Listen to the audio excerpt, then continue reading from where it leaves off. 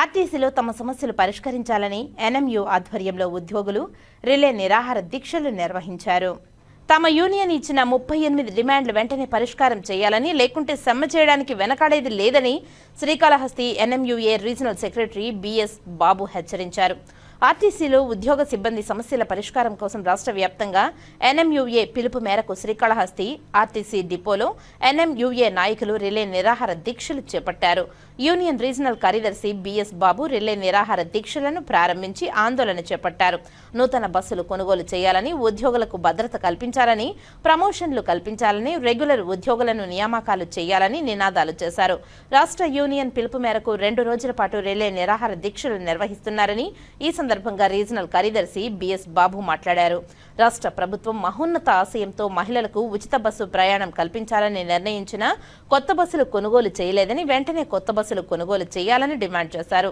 Regular డ్రైవర్లు నియమించాలని, ఉద్యోగులకు భద్రతా చట్టం అమలుకు ఉన్నతాధికారులే అడ్డుగా ఉండడం శోచనీయమని అన్నారు. రాష్ట్ర యూనియన్ ఇచ్చిన 38 డిమాండ్లను వెంటనే పరిష్కారం చేయాలని, లేకుంటే సమ్మెకు కూడా వెనకాడేది లేదని హెచ్చరించారు. ఈ కార్యక్రమంలో శ్రీకాళహస్తి యూనియన్ కార్యదర్శి శివ, అధ్యక్షులు మురళి, యూనియన్ నాయకులు మురళి, కృష్ణ, వినయ్, చిరంజీవి తదితరులు పాల్గొన్నారు. ఆ డిమాండ్లన్నింటినీ కూడా సకాలంలో పరిష్కారం చేసిన బాధ్యత మేనేజ్మెంట్ మీద ఉందని ఈ సందర్భంగా మీ ద్వారా వాళ్ళు తెలియజేస్తున్నాం. లేని వెడల ఇదే వారిగా వాళ్ళు అధికారులు ఎవరు స్పందించకపోతే జరగబోయే రోజుల్లో రాష్ట్ర కమిటీ నిర్ణయం ప్రకటించినప్పుడు కూడా ఈ చిత్తూరు తిరుపతి జిల్లాలో ఈ కాళేశ్వర డిపో నందు పై కమిటీ నిర్ణయం ప్రకారం ప్రకటిస్తే ఆ ఉద్యమం లేకపోయేదని మేమందరూ కూడా ఉద్యోగులుగా సిద్ధంగా ఉన్నాం.